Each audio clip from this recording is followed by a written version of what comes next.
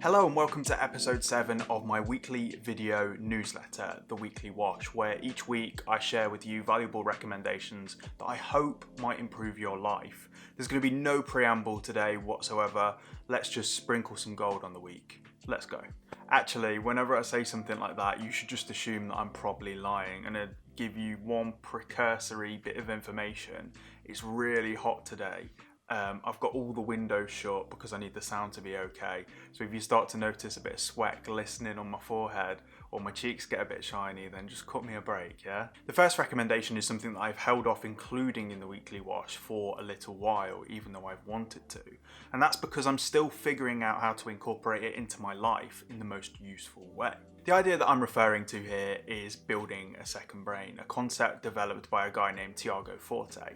And by building a second brain, what Tiago means is using a computerized note-taking and retrieval system to effectively back up our biological brain. It works like this. First up, you capture information by taking consistent notes on everything that is of interest to you.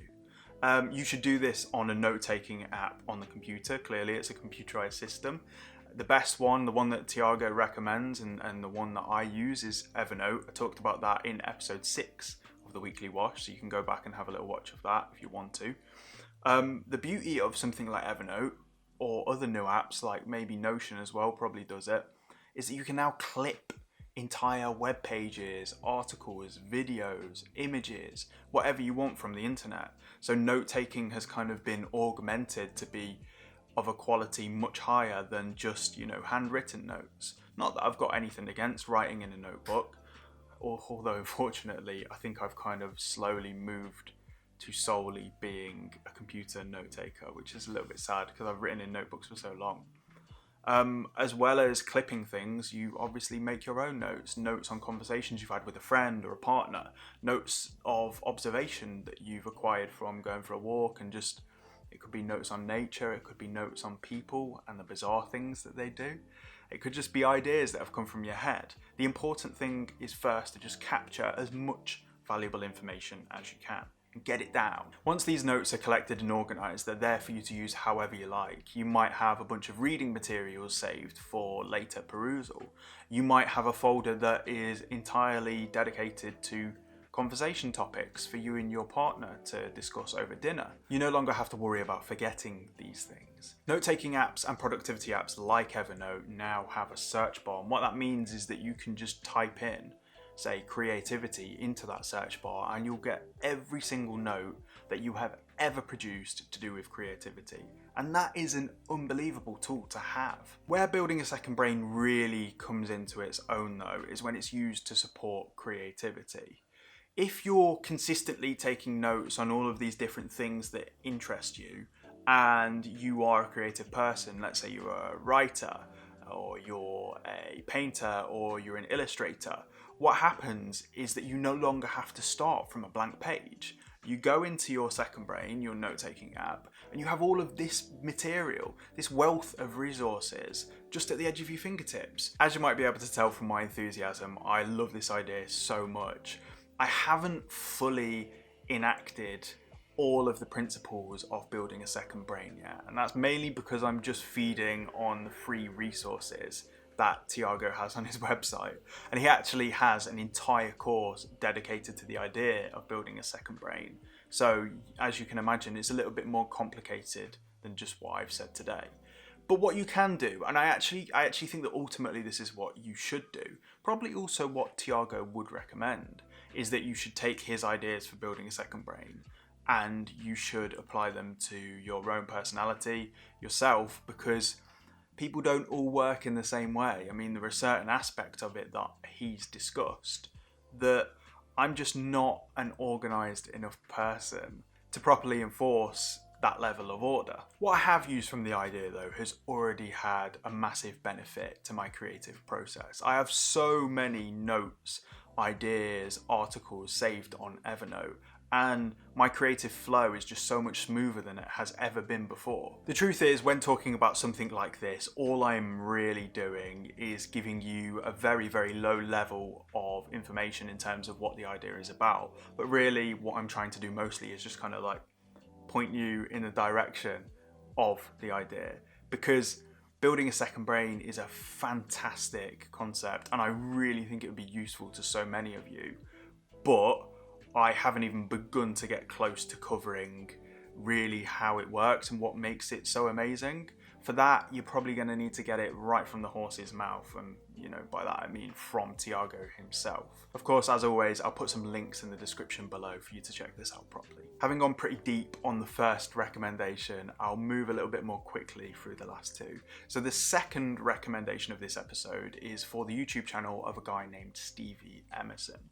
And Stevie is an American guy who makes comedy sketches with a bunch of his mates, and the quality of them is unreal. They're just so good. If I'm being honest, I can't see it being long before Stevie gets poached for something big, because not only are the videos hilarious, like the writing is clearly very good, but also Stevie is a really good actor, and that's not something that you ordinarily expect from a bunch of mates making comedy sketches on YouTube. In terms of the videos that I've enjoyed the most, I particularly like the videos with Nikki Howard, a woman who is also a really good actor actually, and a guy who I think his name's Alex Varanos. I think he's like best mates with Stevie. But those videos in particular are the better ones. I'll link to one of them below so that you can check it out and have a good laugh. Finally, let's move on to the third recommendation of the episode. I'm fairly new to the genius of Rory Sutherland, but whenever I've heard him on podcasts or whenever I've seen a video, a talk of his on YouTube, I've been delighted with the wisdom and the unconventional thinking that he has to offer. Rory is a very unique thinker, often going the right way when everyone else is going left. He's the vice chairman of Ogilvy, which I hope I'm pronouncing right, and Ogilvy was founded by the guy who is known to many as the father of advertising, David Ogilvy. I'm going to be a bit vague with this recommendation because, as I've said, I've only just moored on the shores of Rory's thinking. But what I'll do is I'll link to two talks that I've particularly enjoyed in the description below. Rory considers advertising and marketing through the lens of behavioural science, frequently touching upon the misapplication of logic when thinking about how people and how customers are going to behave. Logic and rationality do have a role to play in predicting human behaviour, but at the same time I think we overemphasize how logical and rational human beings are, and that irrationality of human behaviour is something that has begun to come more and more to light recently. There's a book called Predictably Irrational, which is either by Dan Pink or Dan Ariely. Sorry, Dan's, I get you mixed up a lot. But that book is brilliant and on this same topic. I've mentioned before that when I find something new in the idea space, I get like this really, really sweet buzz inside of me, just because I already know that my ideas and my thinking are going to improve. And that is the feeling that I got when I first listened to a talk of Rory's. And I can already tell that by delving deeper and deeper into his work, I'm going to get a bunch of value. So I recommend you check out his talks, the podcast episodes that he features on, and anything else that you can find of his. Right then, here we are at the end of the episode, and I need to tie things up. But I want to be a little bit transparent first, and the reason for this is that I think it's important that people know the type of work that goes into making something like this. So today I really didn't want to film, I'm just being honest. It's like 30 degrees, it's been 30 degrees in Brighton today, and I just can't handle the heat. It messes with my thinking in a big way. I'm sitting here sweating away. Just really, I'm in a little bit of pain as well because I'm leaning on the sofa funny. It's been a hard episode to film, but I am going to feel so good about filming this one because I've overcome an obstacle. And actually, if I'm being honest again, over the past couple of weeks, there have been moments where I've had the opportunity to film and I've just kind of backed out on the basis that, I just don't feel quite right, or I need to be in the right space. And it's just not good enough. That's not how you build something good and big. You have to be consistent. It's probably the most important thing, because people need to learn that they can trust you, that they can trust that you would deliver the goods every week at the same time, so that, you know, if they get used to watching your videos on the toilet on a Saturday morning after a night out when they're having a particularly painful and long dump, then you need to be there for them to support them through that time. So yeah, that's where we are. Next week, I'm sure I'll enjoy filming it a little bit more when it's not so hot. What else do I have to say? I guess I have to say the usual. Go check out my website, jackandthewash.com. My writing is there. All the back episodes of The Weekly Wash are there with the links. Obviously, you can just find them through YouTube if you really want to, but it's nice to have them all in one page. It's easier to navigate. The links are easier to navigate. So go check that out if you want to. I try to only recommend stuff that is going to be life-changing. And I know that sounds really grandiose, but what I mean by life-changing is that it's going to change your life, even if it's just in a small way, that it's going to make your life better. Finally, like this video, subscribe to my channel. You'll make me a very happy chap. This has been The Weekly Wash, episode 7. Have a good week. Take care. Bye-bye.